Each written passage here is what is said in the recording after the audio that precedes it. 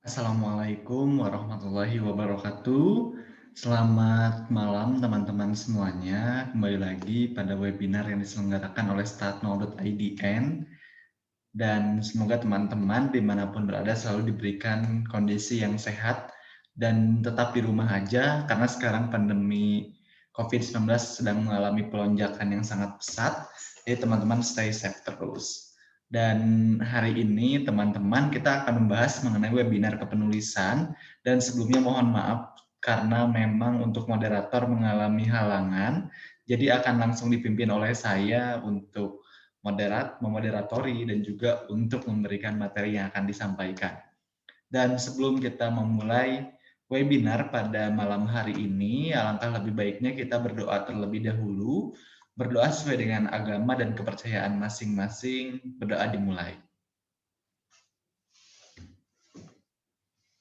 Amin ya Allah Rabbal Alamin. Dan teman-teman semuanya sesuai dengan yang sudah disebarkan melalui poster dan juga melalui caption yang telah teman-teman terima, bahwa hari ini kita akan membahas mengenai kepenulisan. Dan seperti yang kita ketahui bahwa webinar sharing session ini merupakan webinar rutinan yang diselenggarakan oleh startnol.idn, yang dimana webinar ini berfungsi dan juga memiliki tujuan untuk menginspirasi dan juga berbagi ilmu pengetahuan agar setiap individu memiliki kompetensi untuk meraih mimpinya masing-masing. Dan hal tersebut dimulai dari fondasi utama, yaitu meningkatkan kapasitas literasi. Dan adanya webinar pada hari ini adalah salah satu bentuk literasi yang diterapkan oleh startnol.idn dengan memanfaatkan teknologi digital agar bisa membagikan informasi seluas-luasnya kepada teman-teman. Dan harapan besar kami tentunya dengan adanya webinar pada malam hari ini, teman-teman bisa mendapatkan ilmu dan juga manfaat yang seluas-luasnya untuk diimplementasikan dalam kehidupan sehari-hari, agar ilmu yang kita dapatkan hari ini betul-betul bisa bermanfaat dan juga ilmunya betul-betul bisa kita terapkan. Maka dari itu, mari kita sama-sama bergerak beriringan untuk menciptakan kemajuan untuk negara kita, negara Indonesia. Dan hari ini kebetulan pembicaranya juga saya, jadi teman-teman, saya akan membacakan CV saya sendiri. Sebentar. Ya, sudah muncul ya. Jadi perkenalkan teman-teman semuanya, saya Rohman Hikmat. Saya merupakan mahasiswa di Fakultas Keperawatan Unpad angkatan 2017. Saya lahir di Sukabumi tanggal 15 Oktober tahun 1999 dan saya memiliki hobi membaca serta moto hidup, yaitu hidup untuk memberikan kehidupan pada orang lain. Dan saya ini merupakan alumni dari SDN Selagombong di Kabupaten Sukabumi, juga merupakan alumni SMPN 4 Cibadak di Kabupaten Sukabumi dan SMAN 1 Cisarua, Kabupaten Bandung Barat. Dan untuk pendidikan non-formal yang pernah saya ikuti, yaitu ada Village of Cheng, Salman Spiritual Camp, LKMM 2, dan School of Leader 12. Lalu adapun kinerja dan kompetensi yang pernah saya ikuti selama saya menjadi mahasiswa, alhamdulillah saya selalu mengikuti lomba karya tulis ilmiah dan pernah menjadi juara 2 LKTI di Stikas Widya Husada tahun 2018, juara 3 LKTI di Unpad, terus juga juara 1 LKTI di Jember, dan juga juara 1 tahun 2020 ini ada di Jember, Unisba, Universitas Negeri Malang, dan juga Universitas Jember lagi.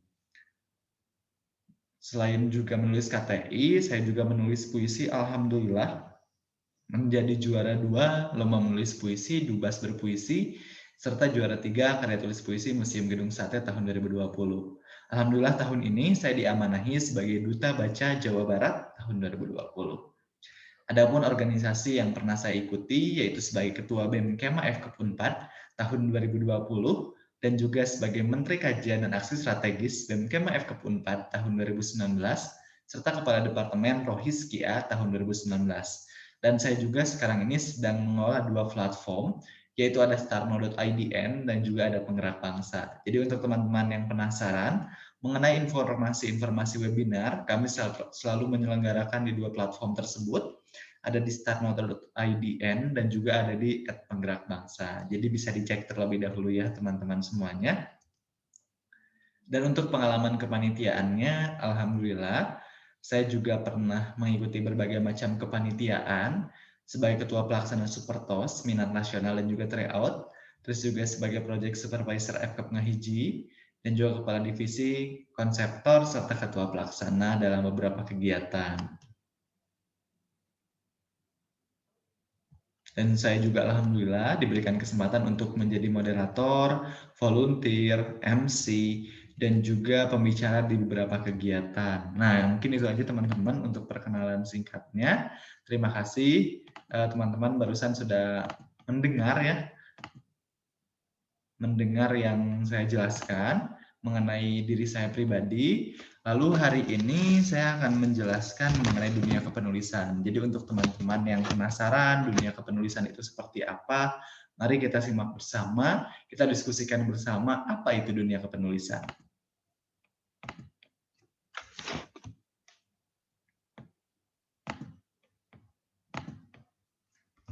Oke, saya sudah share screen ya teman-teman.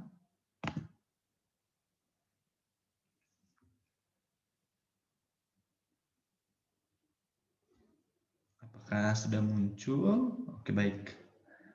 Sepertinya sudah muncul. Jadi teman-teman, hari ini kita akan membahas mengenai kepenulisan. Alhamdulillah selama 2 tahun ke belakang saya telah menerbitkan 3 buku. Yang pertama itu saya menerbitkan novel judulnya Sebuah Rasa. Terus yang kedua ini bulan September lalu saya menerbitkan buku judulnya Andai Kita Tidak Pernah Terluka. Dan di bulan Oktober, akhir Oktober saya menerbitkan buku kumpulan puisi judulnya adalah Memaknai Kehidupan. Alhamdulillah saya sudah menerbitkan 3 buku dan juga teman-teman semoga dengan saya menerbitkan 3 buku ini bisa berbagi pada hari ini untuk sama-sama kita diskusi mengenai dunia kepenulisan. Apa sih dunia kepenulisan itu dan bagaimana caranya agar kita bisa ekspor juga bisa untuk termotivasi dalam menulis.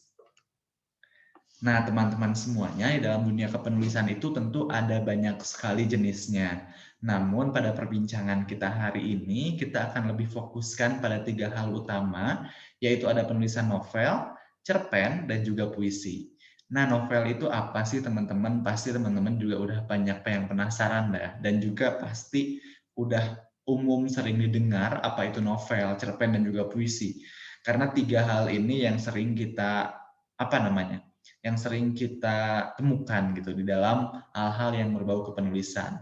Dan novel ini merupakan suatu karangan panjang yang memuat alur tertentu disertai dengan tokoh tertentu untuk menceritakan sesuatu disertai dengan konflik dan juga alur penyelesaian permasalahan. Nah, kalau cerpen ini sebetulnya kurang lebih sama seperti novel, namun dikemasnya itu lebih pendek dan juga alurnya tidak begitu kompleks. Lalu juga ada puisi. Kalau puisi ini sebetulnya sangat-sangat spesial menurut saya. Karena puisi ini bisa banyak hal kita lakukan. Bisa kita menceritakan sesuatu, menceritakan suatu kisah, ini dapat melalui puisi. Bisa juga kita untuk beropini, ini juga bisa melalui puisi.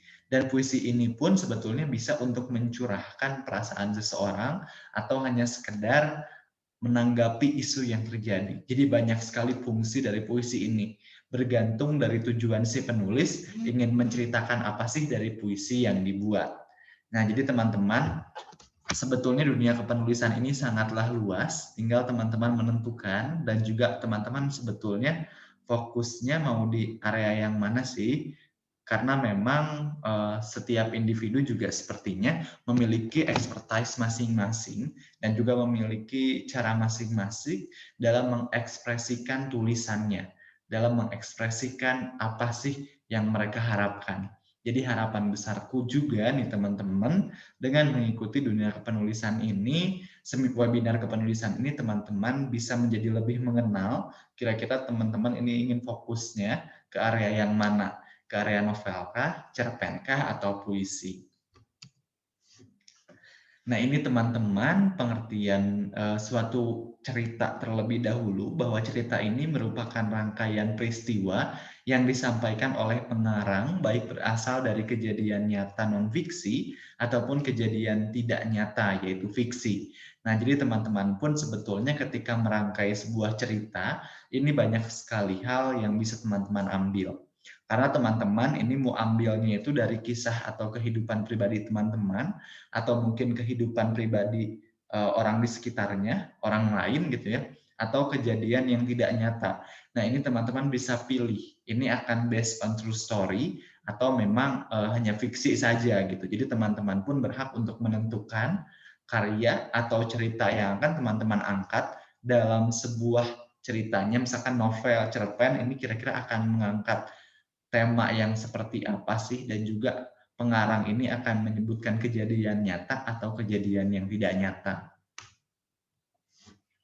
Dan selanjutnya ini adalah novel, teman-teman. Pengertian dari novel itu tersendiri merupakan salah satu jenis buku yang mudah ditulis bagi semua orang. Tidak ada batasan profesi, teman-teman, dalam seseorang menulis novel. Jadi baik profesi apapun, pekerjaannya sebagai mahasiswa, dokter, PNS, pemerintahan, dan masih banyak lagi pekerjaan, ini nggak terbatas. Boleh untuk menulis novel, dan tidak ada halangan suatu profesi tidak boleh menulis novel. Karena yang membedakan hanyalah tingkat pengalaman dan juga pemahaman seorang pemula dengan profesional yang sudah menulis novel banyak gitu. Dan novel ini biasanya mengandung alur cerita yang sangat kompleks untuk menyelesaikan suatu permasalahan, dan juga di akhirnya tuh biasanya ada solusi dari permasalahan yang terjadi. Dan juga ada banyak tokoh-tokoh yang dimunculkan dalam novel tersebut.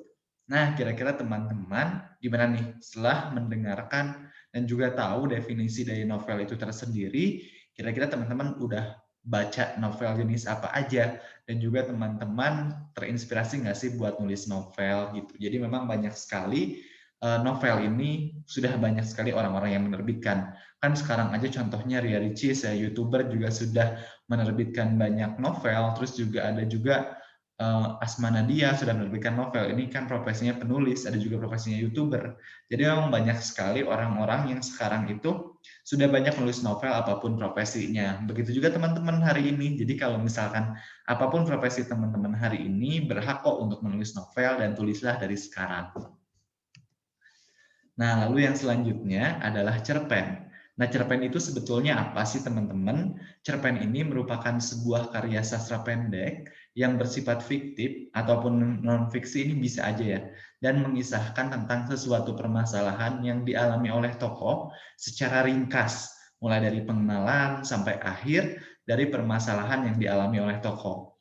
Dan biasanya cerpen ini nggak terlalu banyak tokoh-tokoh yang terlibat dalam ceritanya, karena memang dari cerpen itu tersendiri nggak terlalu melibatkan banyak tokoh, karena biasanya hanya terbatas, misalkan hanya 7 sampai 10 halaman saja.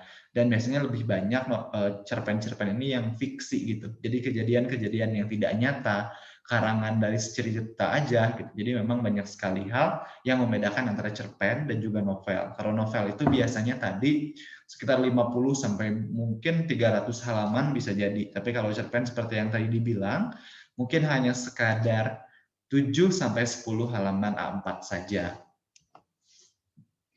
Lalu puisi. Puisi itu sebetulnya apa sih, teman-teman? Puisi ini merupakan karya sastra seseorang dalam menyampaikan pesan melalui diksi dan juga pola tertulis. Jadi memang di sini tuh kalau cerpen dan juga novel ini biasanya menceritakan sesuatu ya, baik itu yang dialami oleh sendiri maupun yang dialami oleh orang lain, ataupun kisah fiksi yang memang dikarang oleh seorang pengarang itu tersendiri. Tapi kalau puisi ini murni dari karya seseorang yang tujuannya untuk menyampaikan pesan. Dan pesan ini banyak banget, teman-teman. Kan kalau novel atau cerpen ini pesannya dibentuk dalam sebuah cerita ya. Tapi kalau puisi ini bisa jadi dalam menceritakan kisah, juga bisa dalam dibentuk dalam puisi, tapi bisa juga dalam menyampaikan pesan berupa opini, bisa juga menanggapi isu, bisa juga menyatakan perasaan. Jadi menurutku pribadi, puisi ini merupakan suatu hal yang spesial Karena kadang di teman-teman puisi itu tuh banyak sekali penggunaan diksi yang akan menjadi luar biasa dan mudah untuk dinikmati gitu. Dan puisi ini sangat-sangat bergantung pada pengarangnya ingin menyampaikan pesan apa. Jadi keren banget gitu kalau misalkan yang puisi ini menurutku pribadi karena sangat-sangat luar biasa. Nah, lalu yang selanjutnya lagi, teman-teman semuanya kita akan mengenali yang namanya gaya kepenulisan. Nah, teman-teman, kenapa sih kita ini penting untuk mengenali gaya kepenulisan? Soalnya melalui pemahaman kita mengenai gaya kepenulisan, maka akan ada pengenalan tentang diri kita sendiri. Karena memang dalam mengarang sebuah cerita atau menulis sebuah novel, ini diperlukan pemahaman kita, pengenalan diri kita terhadap diri kita sendiri. Dengan kita mengenal siapa kita, maka kita jauh akan lebih memahami gaya penulisan yang akan kita gunakan dalam cerita yang kita karang itu akan seperti apa. Jadi pastikan kita sudah mengenali terlebih dahulu diri kita sendiri dalam kita merangkai sebuah cerita. Nah, gaya penulisan yang biasanya banyak digunakan oleh penulis-penulis yang sudah terjun sebelum kita, ini yang pertama ada Raditya Dika. Nah, kalau Raditya Dika ini biasanya lebih ke membuat suatu cerita, membuat suatu novel ini dengan gayanya yang ceplas-ceplos, yang asal ceplos. Kadang itu memang yang ngalir gitu aja gitu, ceplas-ceplos gitu aja, menanggapi isu juga bisa diselipkan. Mungkin contohnya ada Marmut Merah Jambu, kalau teman-teman baca ini juga kan banyak sekali kalimat-kalimat yang digunakan ini lebih ceplas-ceplos, seadanya gitu. Dan ini juga menjadi ciri khas dari gaya kepenulisan Raditya Dika. Ketika orang membaca suatu cerita, ini bisa langsung tahu, oh ini gaya kepenulisannya Raditya Dika. Terus ada juga Andrea Hirata. Kalau Andrea Hirata ini lebih ke hiperbolik untuk penggunaannya. Nah, juga teman-teman pasti pernah membaca ya yang namanya itu novel Laskar Pelangi. Dan novel Laskar Pelangi ini kan seperti yang kita ketahui ini menceritakan tentang kehidupan anak-anak yang ada salah satu anak, saya lupa namanya itu siapa ya. Dan ini tuh disebutkan di novel tersebut ini akan menjadi profesor matematika. Dan itu sebetulnya banyak sekali gaya kepenulisan dalam novel dari Andrea Hirata ini yang lebih ke hiperbolik. Jadi memang teman-teman semuanya gaya kepenulisan pun berbeda-beda nih dari setiap pengarang. Nah, kira-kira teman-teman mau gaya kepenulisan yang seperti apa? Apakah mau ceplas-ceplos atau mau hiperbolik? Namun tidak hanya dua itu yang akan dikenalkan. Masih ada lagi gaya kepenulisan yang lain. Yaitu yang selanjutnya ada Asma Nadia. Kalau teman-teman baca nih novel-novelnya Asma Nadia, pasti gaya kepenulisan itu lebih Islami. Kadang-kadang, nggak kadang-kadang sih ya, bahkan dalam novel-novelnya itu, bahwa itu tuh mengandung pesan-pesan dari kitab suci Al-Quran. Dan ini juga menjadi suatu keunggulan tersendiri, ciri khas tersendiri gaya kepenulisan dari Asma Nadia ini. Dan juga novel-novelnya itu sangat-sangat booming ya kalau teman-teman tahu. Beberapa tahun yang lalu kayaknya waktu saya SD apa SMP gitu ya, ada yang novelnya Catatan Hati Seorang Istri ini kan booming banget dan itu menjadi gaya kepenulisannya Asma Nadia. Terus juga ada Dewi Lestari, ini kalau Dewi Lestari itu lebih ringan gaya kepenulisannya. Dan juga menurutku ini juga lebih luar biasa ya Dewi Lestari ini karena novel-novel yang dia karang, cerita-ceritanya tuh bisa mengalir gitu aja. Kayak dari awal sampai akhir kita tuh menikmati novel yang dikarangnya, ceritanya dari awal sampai akhir tuh kita betul-betul menikmati. Dan itu menjadi gaya penulisan Dewi Lestari sendiri. Teman-teman kalau mungkin pernah baca novelnya Perahu Kertas, ini kan ketika kita membaca novel tersebut kayak ngalir gitu aja, ringan untuk kita baca, alurnya juga nggak begitu kompleks banget permasalahannya, tapi enak aja gitu untuk kita nikmatin. Dan ini teman-teman, sebagai seorang calon penulis, kita itu harus memahami betul beberapa hal ini. Apa aja sih hal-hal yang perlu kita pahami sebagai seorang penulis gitu. Yang pertama itu teman-teman, bahwa setiap buku itu punya pasarnya masing-masing. Jadi pastikan teman-teman nggak terlalu berharap akan sesuatu dan juga nggak terlalu berharap kayak kok buku aku ada yang nggak suka sih, kok buku aku nggak laku di pasaran sih. Jadi teman-teman semuanya sebetulnya buku itu punya pasarnya masing-masing seperti yang tadi. Raditya Dika ini mungkin sasaran atau target pasarnya itu yang lebih suka dengan gaya kepenulisannya. Terus juga Asma Nadia ini dengan genre islaminya, gaya kepenulisan islami lebih banyak penyukanya itu generasi-generasi yang seperti itu. Jadi teman-teman pun harus menemukan gaya kepenulisan masing-masing dan harus menentukan sasaran dari buku yang teman-teman terbitkan, yang teman-teman publish, ini sasarannya siapa sih? Karena kita ini punya pasarnya masing-masing. Dan kita nggak perlu memaksakan agar buku kita disukai oleh semua orang, karena itu nggak mungkin. Setiap orang punya karakteristik dan juga keunikan masing-masing. Maka dari itu, carilah pasar kita tersendiri dalam kita menerbitkan sebuah buku. Terus juga yang selanjutnya, setiap buku itu punya ruhnya masing-masing, teman-teman. Seperti yang tadi, Asma Nadia ini terkenal dengan novel islaminya. Raditya Dika dengan ceplas-ceplosnya gitu. Terus juga Andrea Hirata dengan hiperboliknya. Jadi punya ruh masing-masing dari setiap buku yang diterbitkan. Temukanlah ruh tersebut pada diri teman-teman. Karena memang dengan kita menyadari ruh tersebut, dengan kita mengetahui ruh tersebut, ruh pada buku yang kita punya, ruh pada buku yang kita tulis, maka kita akan jauh lebih memahami, oh ternyata buku kita ini ruhnya seperti ini loh, buku dia itu ruhnya seperti ini loh. Dan kita pun nggak terlalu memaksakan agar ruh kita sama seperti ruh orang lain. Karena setiap buku itu punya jiwanya masing-masing. Tinggal kita yang menciptakan jiwa dalam buku tersebut. Agar buku yang dibaca ini tuh bisa lebih hidup, bisa lebih masuk ke dalam relung hati penulis, pembaca maksudnya, pembacanya, sehingga si pembaca ini betul-betul bisa menikmati alur dari cerita yang kita tulis. Dan ini akan menjadi sangat luar biasa, teman-teman. Temukanlah ruh dan jiwa dari buku yang teman-teman tulis, maka teman-teman akan menjadi penulis yang luar biasa.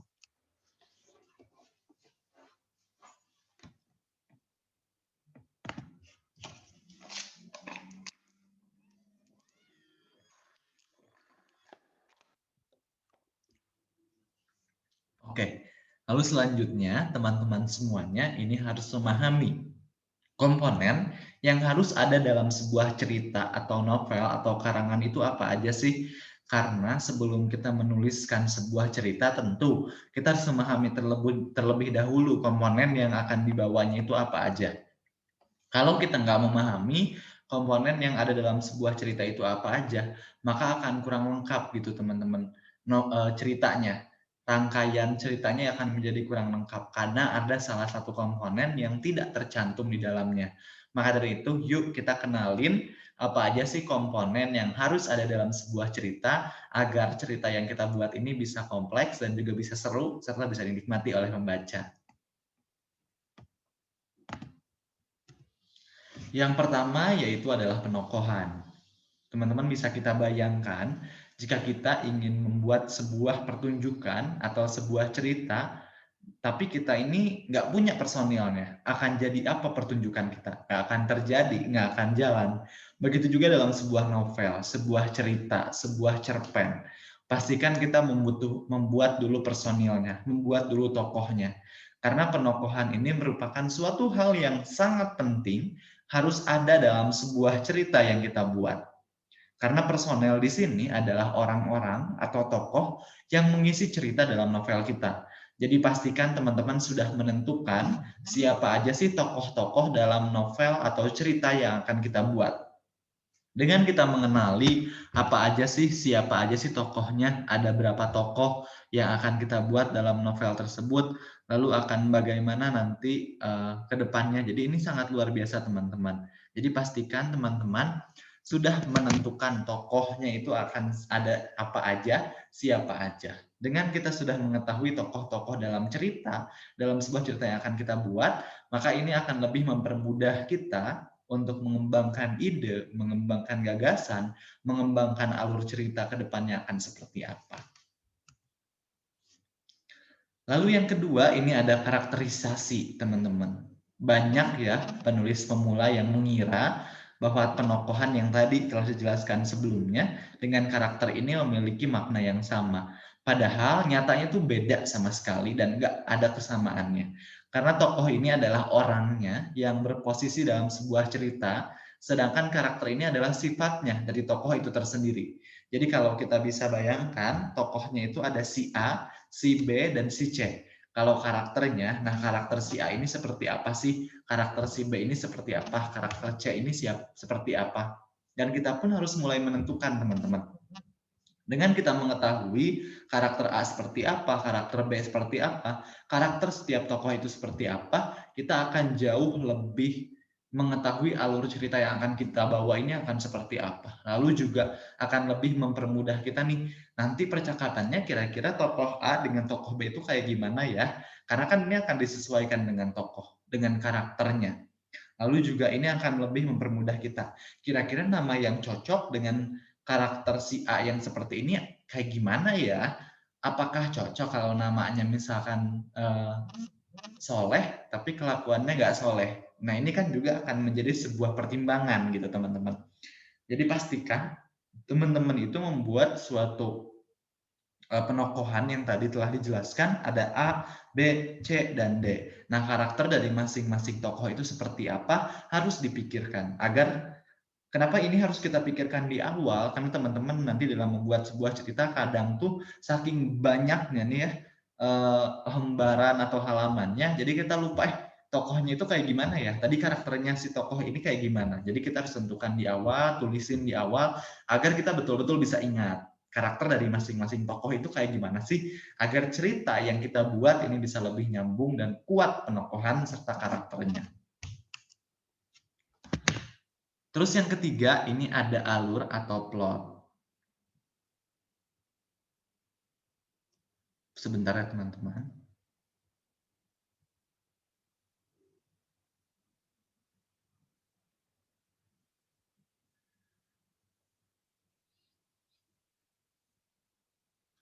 Nah, alur atau plot. Jadi alur atau plot itu apa sih sebetulnya? Nah, ketika kita berbicara tentang alur atau plot, kita berbicara tentang tubuh dari sebuah cerita itu tersendiri. Tentunya membuat plot yang indah ini ibarat melihat tubuh yang indah dalam sebuah cerita. Ini bayangin teman-teman, seseorang ini kita ibaratkan sebagai cerita ya. Kita ini sebagai cerita. Kalau nggak ada tubuhnya, nggak akan bisa disebut orang. Maka dari itu, itulah pentingnya alur atau plot dalam sebuah cerita. Tanpa adanya alur atau plot, maka nggak akan lengkap, maka nggak akan pernah dianggap sebuah cerita. Dan tubuh yang terlalu rumit untuk dilihat terkadang membuat plot di dalamnya itu memusingkan. Maka dari itu, jika plot tersebut bercerita tentang perpindahan waktu yang kompleks, nah ini apalagi hal seperti itu ya. Jadi teman-teman, dalam membuat alur atau plot, pastikan itu nggak terlalu rumit juga, mudah untuk dipahami, dan orang-orang itu akan lebih masuk ke dalamnya gitu. Karena memang ketika kita bicara, ketika kita ngomongin tentang alur atau plot, ini tuh kita akan ngomongin sesuatu tubuh dari sebuah cerita. Jadi bentuklah tubuh ini seindah mungkin, agar mudah untuk dinikmati oleh pembaca. Karena ketika alurnya nggak jelas, alurnya garing, alurnya itu terlalu memusingkan, orang-orang tuh akan pusing buat ngebaca novel kita. Jadi pastikan bentuklah alur yang mudah untuk dinikmati oleh pembaca, dan juga bentuklah alur yang apa ya, yang ngalir gitu aja gitu. Tapi memang dipikirkan juga gitu, kira-kira alur yang akan kita bentuk akan seperti apa. Masalah yang munculnya kayak gimana, awalannya kayak gimana, akhirannya kayak gimana.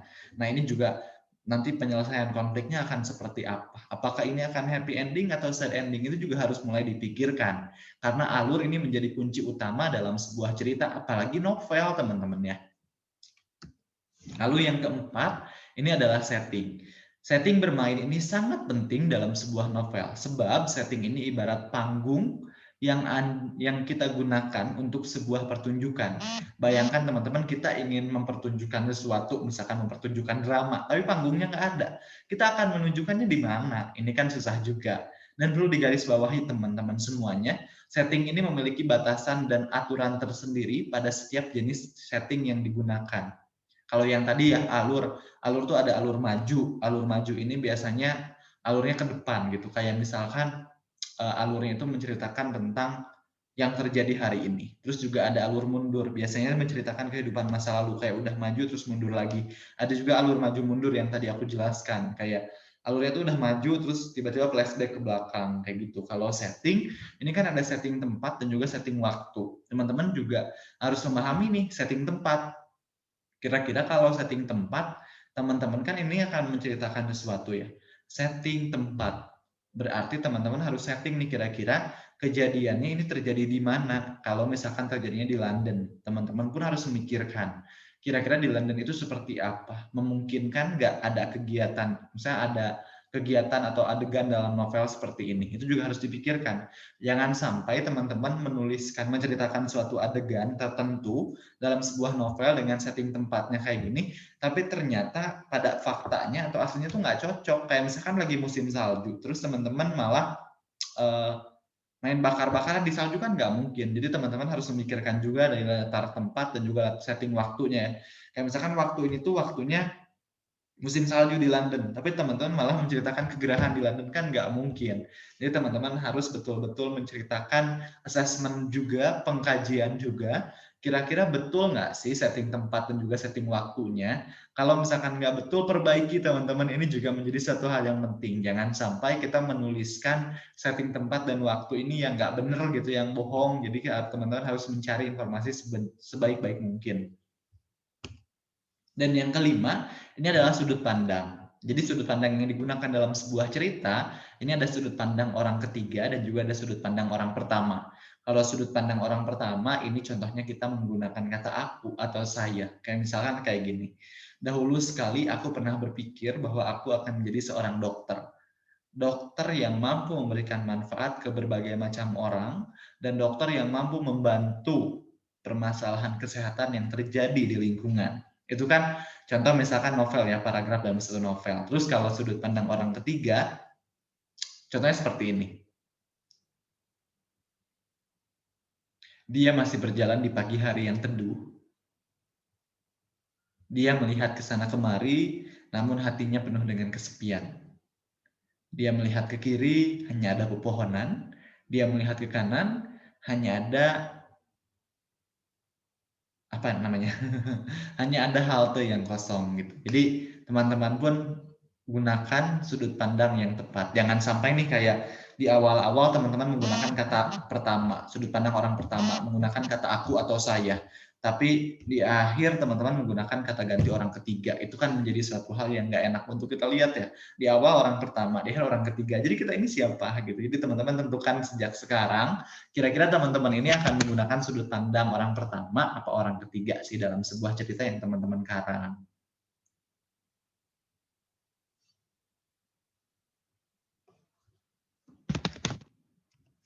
Lalu yang keenam, ini ada konflik dan klimaks atau anti klimaks.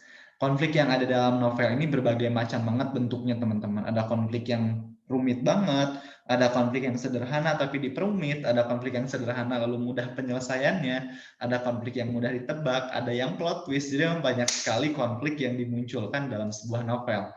Dan ada yang disuguhkan itu di awal cerita, ada yang di akhir cerita, ada juga konfliknya itu yang dimunculkan di tengah-tengah. Nah, teman-teman tinggal pilih. Kalau aku pribadi biasanya kalau di awal cerita, ini tuh biasanya akan lebih mudah ketebak nih. Akhirnya tuh pasti happy ending gitu. Terus ada juga konflik yang dimunculkannya di akhir-akhir. Nah, kalau di akhir-akhir bisa jadi kadang-kadang sad ending gitu ya, nggak happy ending. Ada juga yang dimunculkan di tengah-tengah. Nah, coba bentuklah konflik atau metodenya itu nggak mudah ditebak gitu, dan kayak oh kok kayak gini sih, kok kayak gini sih. Jadi bentuk hal seperti itu akan lebih mudah untuk menjadikan keunikan tersendiri dalam cerita kita. Nah teman-teman, sebelum kita maju ke tips menemukan gaya kepenulisan, aku mau cerita sedikit ya tentang sebuah cerita. Teman-teman, dalam membuat sebuah cerita ini kita punya prinsip, yaitu ada ATM, amati, tiru, dan modifikasi.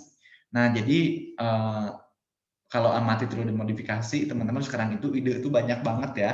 Dan kayaknya kadang tuh dalam sebuah novel atau sebuah cerita kayaknya ceritanya itu lagi gitu. Tapi gimana caranya kita ngebentuk ide yang kayak gitu tuh menjadi lebih menarik, kita modifikasi. Misalkan contohnya ada orang yang mau berangkat dari Jakarta itu ke Sumatera, dari Jakarta ke Padang, misalkan dari Jakarta ke Padang. Nah, dari Jakarta ke Padang dengan naik pesawat itu kan biasa aja ya. Jadi kayak udah biasalah orang-orang dari Jakarta ke Padang naik pesawat. Naik mobil juga udah biasa. Jadi coba kita cari hal yang luar biasa dari Jakarta ke Padang. Contohnya misalkan dengan dia itu ngamen, naik bis terus-menerus sampai akhirnya sampai ke Jakarta. Terus juga misalkan dengan dia pura-pura kayak jadi pedagang asongan kan, itu naik turun sampai ke Jakarta, sampai ke Padang dapat duit dan juga dapat duit dan juga nggak perlu ngeluarin duit buat sampai ke Padang. Ini kan menjadi suatu hal yang menarik dan berbeda gitu. Jadi temukanlah perbedaan tersebut yang menjadikan ciri khas dari cerita yang kita karang. Dan berikut tips menemukan gaya kepenulisan dalam sebuah novel. Yang pertama itu banyak membaca dan menganalisis karya orang lain. Jadi emang nggak bisa dipungkiri lagi bahwa seseorang itu kalau misalkan ingin hebat dalam dunia kepenulisan itu harus banyak membaca dan juga menganalisis karya orang lain. Seorang penulis atau seorang penulis yang handal ini biasanya dilihat dari seberapa sering dia membaca. Maka dari itu rajinlah teman-teman membaca agar kita bisa lebih memperbaiki gaya kepenulisan kita. Jadi memang ini akan sangat luar biasa teman-teman. Terus yang kedua ini tekun menulis. Jadi kadang-kadang nih teman-teman,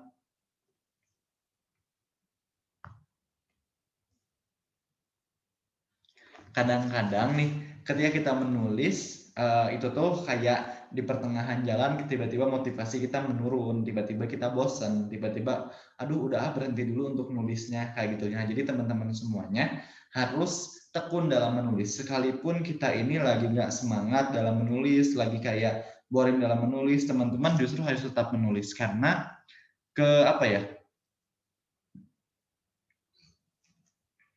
karena seseorang itu akan dilihat menulisnya, seseorang itu akan dilihat keteguhannya dalam menulis dan juga akan diuji gitu dunia kepenulisannya ketika dia ini lagi boring, apakah dia akan tetap menulis atau enggak.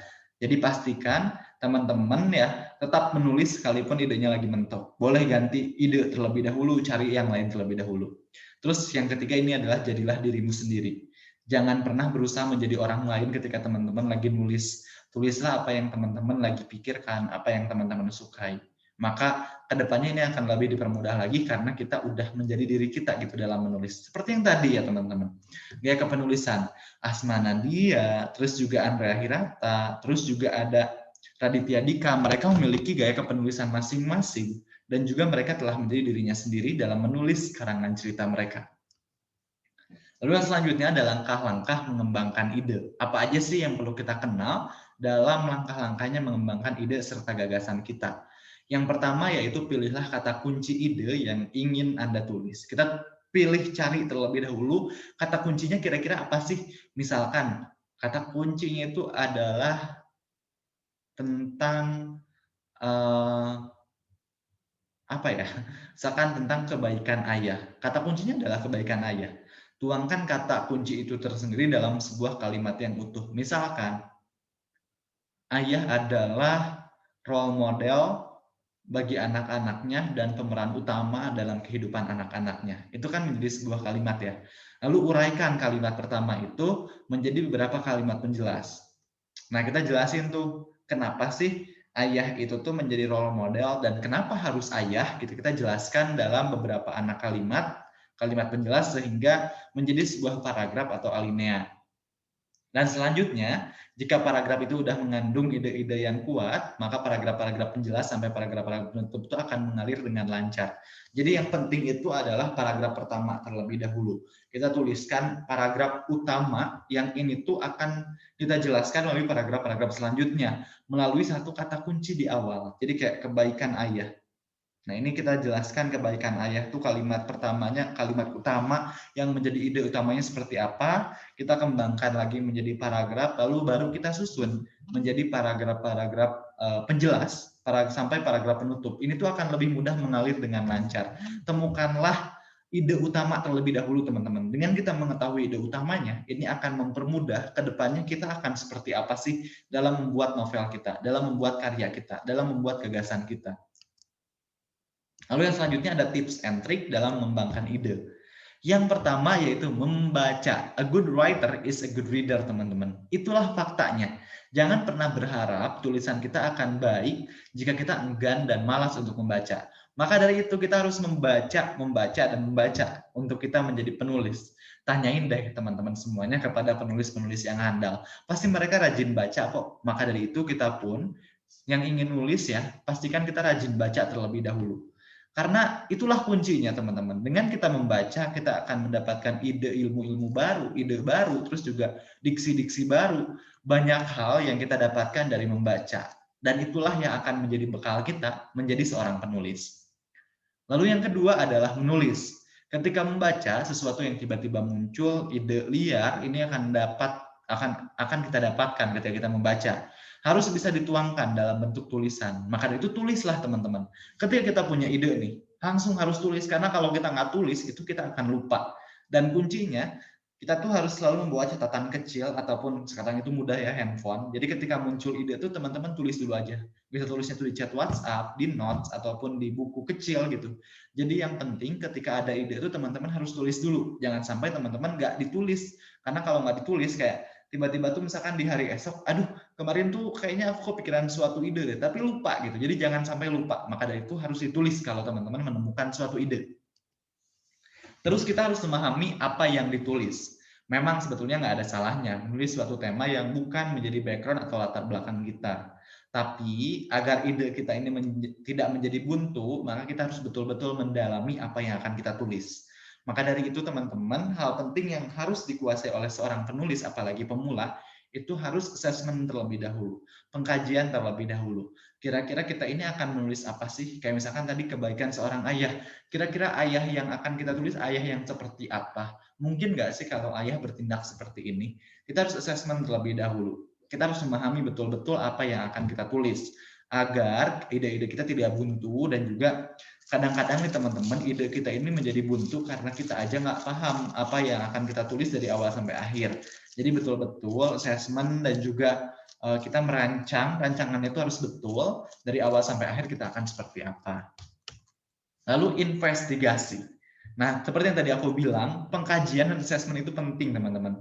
Jika ingin menghasilkan tulisan yang wah dan berbeda, maka kita harus mendalami lebih dalam terkait tema yang sedang kita tulis. Mengadakan sebuah investigasi atau eksplorasi terhadap tulisan ini akan membuat kita benar-benar mudah dalam mengembangkan ide kita.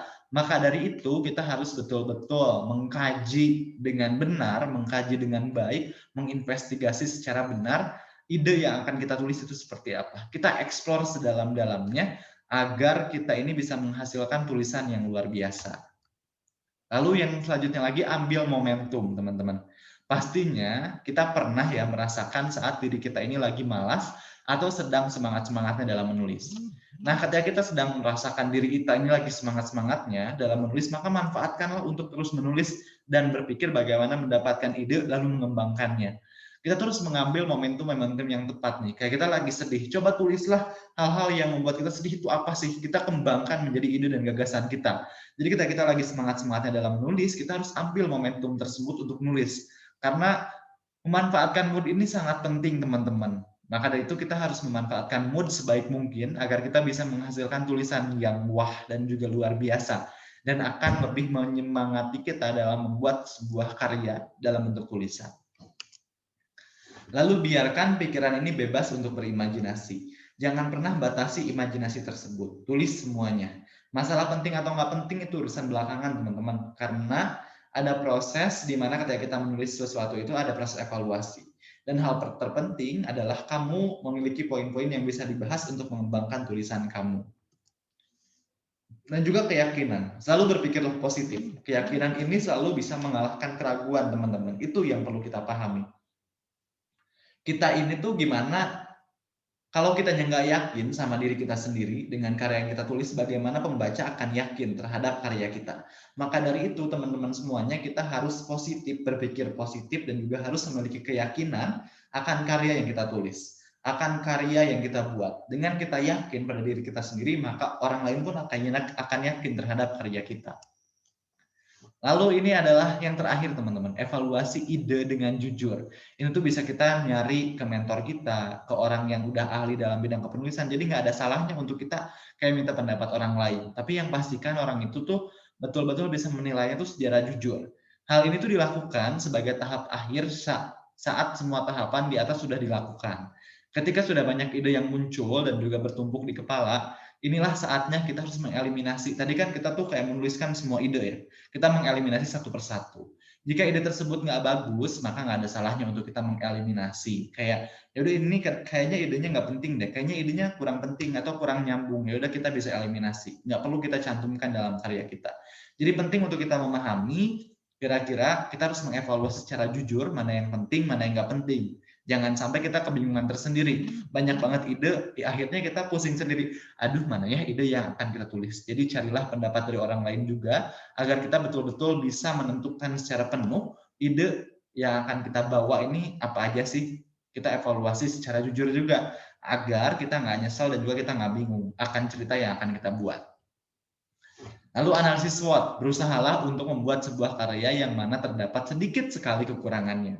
Cara meminimalisir kekurangan itu adalah dengan menganalisis SWOT, teman-teman. Hasil analisis ini diharapkan menjadi ide yang kita hasilkan, bisa menjadi ide yang terpilih dan ide yang terbaik dari ide-ide baik kita. Analisis SWOT ini caranya teman-teman sudah tahu dong ya. S itu adalah strength atau kekuatan, W itu weakness atau kekurangan, kelemahan, O itu opportunities, peluang, dan T itu threat atau ancaman. Jadi kira-kira nih dari ide yang kita punya itu kekuatannya apa sih? Kalau misalkan kekuatannya ide ini tuh dialami oleh banyak orang gitu. Terus kayak kekurangannya ini tuh kayak kekurangannya itu terlalu mudah untuk ditebak alurnya. Terus juga opportunities-nya banyak kenalannya banyak, jadi pasti laku gitu. Kayak threat atau ancamannya eh, karena masanya lagi pandemi, jadi kurang tepat. Mungkin juga tanggal tua rilisnya gitu, jadi orang-orang nggak punya uang gitu untuk beli buku kita. Itu kan kita harus betul-betul menganalisis secara penuh, secara jujur. Analisis SWOT-nya itu akan seperti apa? Karena ini akan berkaitan dengan buku atau cerita yang akan kita publish. Tepat nggak sih kalau publish sekarang atau nanti aja kayak gitu? Itu juga perlu kita pikirkan. Karena kita betul-betul harus menghasilkan ide yang baik, yang terbaik, agar juga menjadi kepuasan bagi diri kita dan juga menjadi kepuasan bagi pembaca yang membaca karya kita. Lalu juga kita harus menyempurnakan ide. Ini biasanya tahap akhir banget. Karena kita betul-betul akan kayak, kayaknya ini kurang sempurna, kita perbaiki lagi sedikit. Kayaknya bab ini harus kita perbaiki. Terus ini juga diksinya kurang tepat gitu. Jadi perlu menyempurnakan ide kita. Penulis yang baik itu adalah penulis yang sadar bahwa karya mereka tentu tidak ada yang sempurna. Jika hanya dengan mengetik lalu selesai udah gitu aja. Penulis pun harus mengevaluasi, membaca ulang dari karyanya. Maka dari itu biasanya sering ada proses editing juga ya, demi mencapai karya yang terbaik dari versi mereka masing-masing. Jadi teman-teman nggak boleh bosan ya, ketika teman-teman udah selesai nulis, udah selesai ngetik dari 100 halaman misalkan, jangan pernah bosan untuk membaca ulang. Kalau misalkan ada suatu hal yang kurang tepat, ini harus kita perbaiki. Nah, teman-teman mungkin itu aja yang bisa disampaikan dari webinar kepenulisan pada hari ini. Semoga bermanfaat ilmunya. Lalu paling tips and trick dari aku teman-teman, niatkanlah menulis itu sebagai ladang amal kita dari kita membaca buku. Karena ketika kita membaca, ilmu yang kita dapatkan itu harus kita terapkan dalam menulis. Maka dari itu menulislah. Dan niatkanlah menulis ini tuh untuk teman-teman berbagi gitu, berbagi pesan, berbagi manfaat, berbagi ilmu melalui dunia kepenulisan. Dengan kita menulis, kita akan mendapatkan pahala dan amal dari apa yang kita tulis. Maka dari itu menulislah dari sekarang, dan kunci dari seorang penulis adalah gimana caranya mereka nggak pernah berhenti untuk menulis. Karena godaan dari seorang penulis adalah ketika dia moodnya lagi nggak baik, ketika dia tuh ada godaan untuk berhenti menulis, dia memilih untuk berhenti.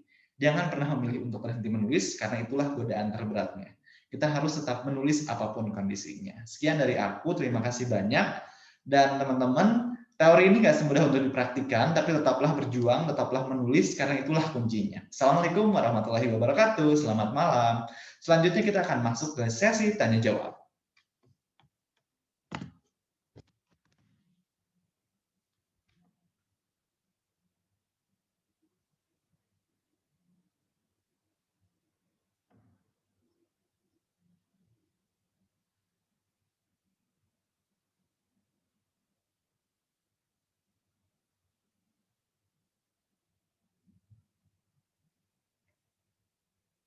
Oke teman-teman semuanya, ini mohon maaf ya agak burem.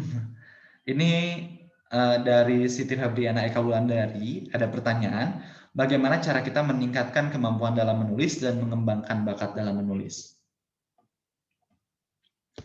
Nah, teman-teman ya, untuk meningkatkan kemampuan kita dalam menulis, kuncinya adalah membaca buku. Dengan kita membaca buku, membaca berbagai macam informasi, maka pengetahuan dan wawasan kita melalui dunia kepenulisan ini akan jauh lebih mudah untuk kita dapatkan dan jauh lebih mudah untuk kita kenali. Maka dari itu, sekarang teman-teman yang memang memiliki ketertarikan dalam dunia kepenulisan, membacalah buku sebanyak-banyaklah. Dengan kita membaca buku, maka ini akan lebih mempermudah kita untuk menulis sebuah cerita, mengarang sebuah cerita. Jadi kuncinya adalah kuncinya adalah membaca. Lalu kunci yang kedua, untuk meningkatkan kemampuan menulis, seperti yang tadi aku jelaskan, biasanya penulis itu sering boringnya. Kayak di pertengahan tiba-tiba boring, tiba-tiba kayak di pertengahan capek, bosen. Nah, teman-teman kuncinya adalah teman-teman harus tetap menulis. Jadi ketika ide teman-teman buntu, terus muncul ide baru, nggak apa-apa untuk tulis ide baru aja. Karena kadang-kadang nih teman-teman, kita ini terlalu memikirkan, aduh idenya buntu, aduh pusing, ini mau nulis apa lagi. Terus kayak, kalau misalkan aku nulis ide baru, takutnya nggak selesai. Nggak apa-apa, yang penting nulis dulu aja. Dan kunci utama untuk mengembangkan kemampuan menulis teman-teman, itu adalah teman-teman mulai dari hal yang terkecil terlebih dahulu, yaitu teman-teman membaca apa yang teman-teman sukai. Jadi teman-teman baca tuh kira-kira teman-teman sukanya apa. Nah, teman-teman mulai baca dari sana, terus teman-teman menulis dengan apa yang teman-teman sukai. Kalau teman-teman suka masak, tulislah hal-hal yang berbau dengan masak. Teman-teman sukanya hal-hal yang romantis, tulislah hal-hal yang romantis.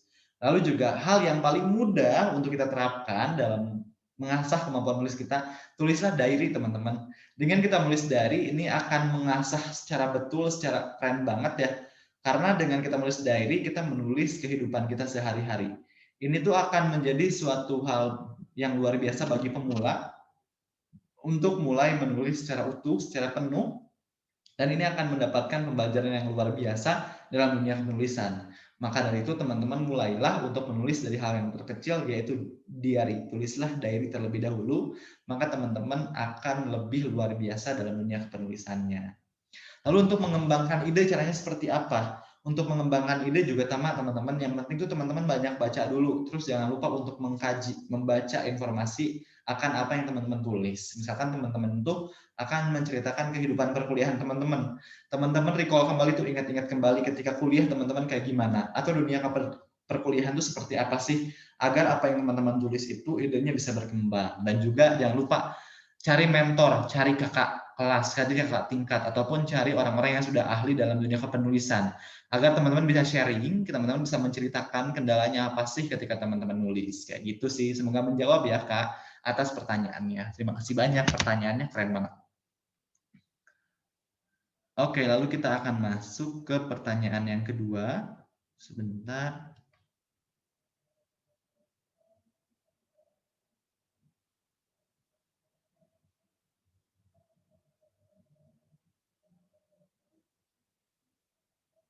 Nah, ini dari Kiki Fatmawati dari Undiksa.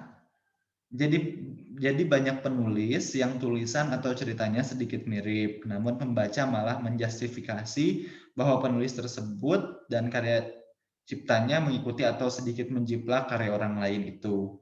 Pertanyaannya, satu, bagaimana menanggapi hal tersebut dan mengubah pola pikir pembaca terkait kepenulisan bahwa alur yang dibuat oleh penulis tersebut sebetulnya pure imajinasi si penulis.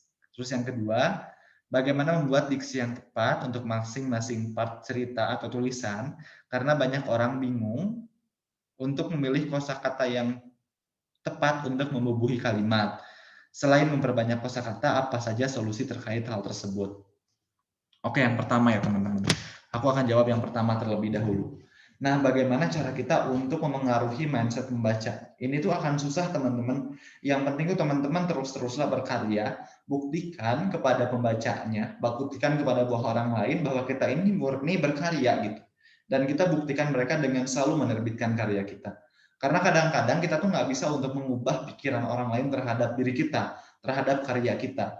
Meskipun kita udah berusaha mungkin nih, kayak kita nanya, kira-kira karya kita udah bagus atau belum, karya kita ini udah menarik atau belum untuk dibaca. Tapi tetap aja pasti ada pembaca yang julid, pasti tetap aja ada pembaca yang nggak suka sama karya kita. Jadi teman-teman tulis dulu aja karyanya, buat dulu karyanya, urusan orang lain suka atau nggak suka itu belakangan. Pasti ada orang yang suka, ada orang yang nggak suka juga. Nah teman-teman mau milih mana nih? Teman-teman mau milih menyenangkan orang yang suka pada karya teman-teman, atau teman-teman mau memikirkan orang-orang yang nggak suka sama karya teman-teman?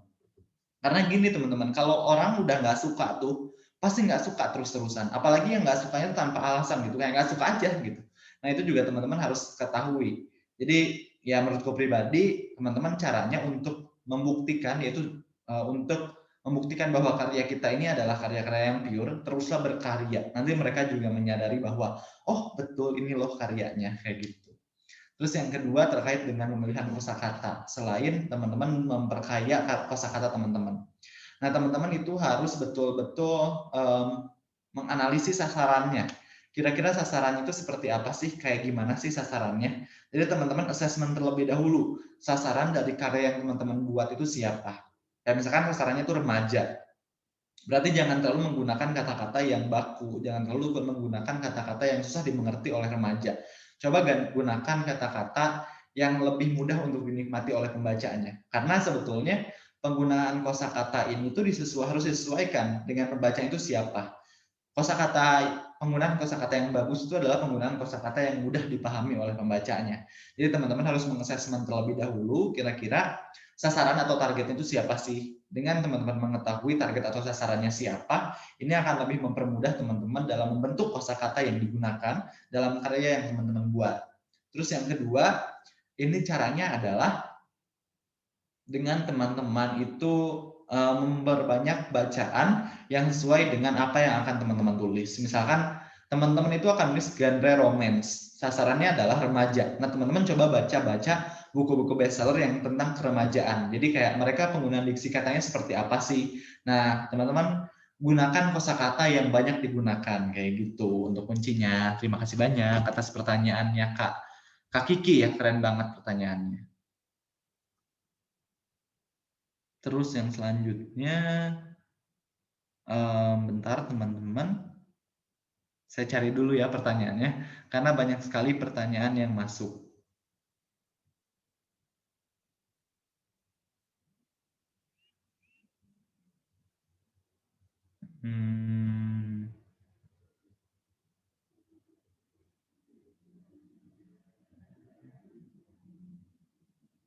Nah ini, motivasi seperti apa yang dapat menunjang kegiatan kita dalam menulis? Nah, motivasinya itu teman-teman sebetulnya ada motivasi yang munculnya dari internal, ada juga motivasi yang muncul dari eksternal.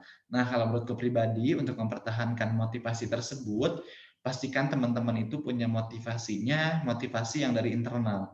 Karena kalau motivasi yang muncul dari diri kita sendiri, ini justru akan lebih mempermudah, akan lebih bertahannya itu lama gitu. Maka dari itu teman-teman pastikan teman-teman itu tuh punya motivasi dari internal diri teman-teman. Kira-kira teman-teman itu nulis tuh untuk apa sih?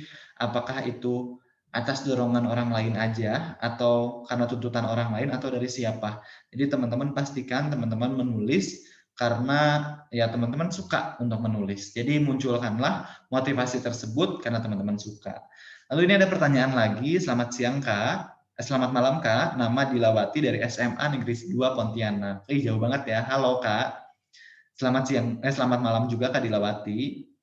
Bagaimana caranya agar konsisten dalam menulis? Agar kita konsisten dalam menulis, ini tuh teman-teman adalah bagaimana cara kita agar nggak pernah berhenti untuk menulis tersendiri. Jadi teruslah menulis, karena kadang-kadang orang itu motivasi atau konsistensinya menurun karena dia aja tuh udah nggak punya motivasi. Jadi perkuatlah motivasi untuk menulis, dan pastikan teman-teman nggak pernah berhenti untuk menulis ketika kayak teman-teman dapat tekanan dari luar, terus juga teman-teman tuh kayak tugasnya lagi numpuk, jadi kayak waktunya sedikit untuk menulis. Yang penting nulis dulu aja dulu. Seperti sesederhana teman-teman menulis diary. Terus juga bagaimana perbedaan yang lebih mendalam tentang tema thriller dan juga horor. Apa bisa keduanya disatukan? Sangat bisa, teman-teman.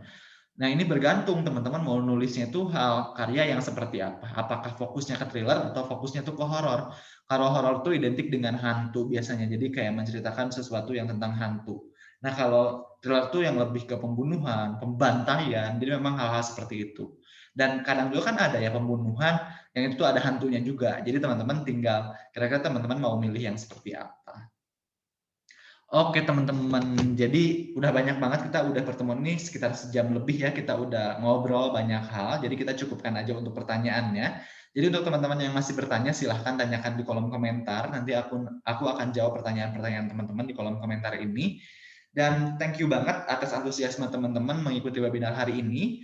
Mungkin pesan dari aku ya untuk teman-teman yang mau bergabung dalam dunia kepenulisan, teman-teman itu harus terus-terusan berjuang untuk menulis dan jangan pernah berhenti untuk menulis.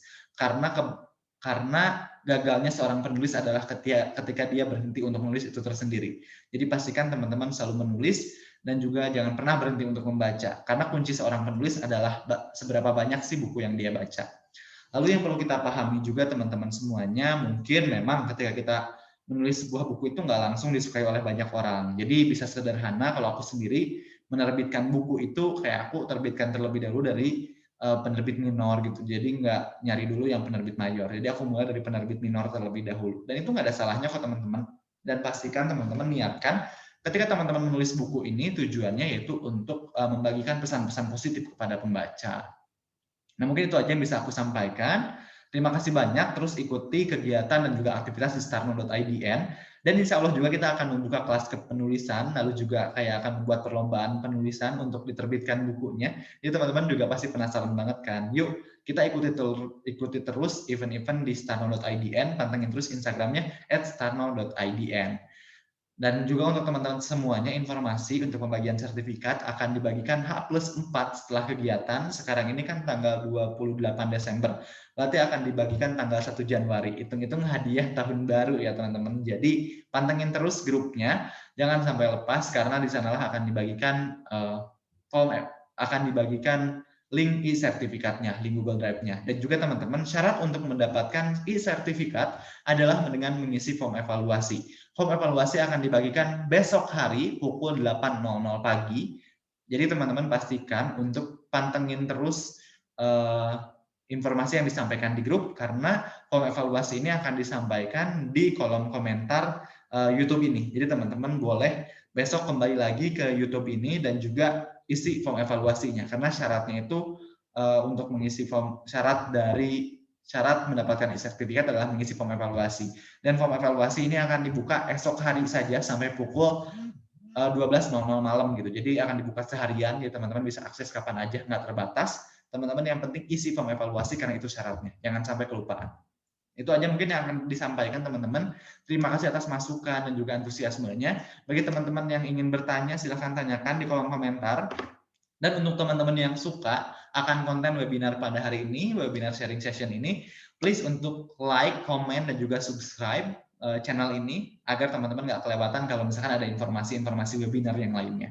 Terus juga teman-teman pastikan teman-teman untuk mengikuti terus akunnya starno.idn. Lalu juga teman-teman jangan lupa untuk sebarkan seluas-luasnya agar ilmu yang teman-teman dapatkan hari ini bisa bermanfaat kepada seluruh orang di lingkungan di Indonesia. Terima kasih banyak. Assalamualaikum warahmatullahi wabarakatuh. Sampai jumpa di webinar selanjutnya.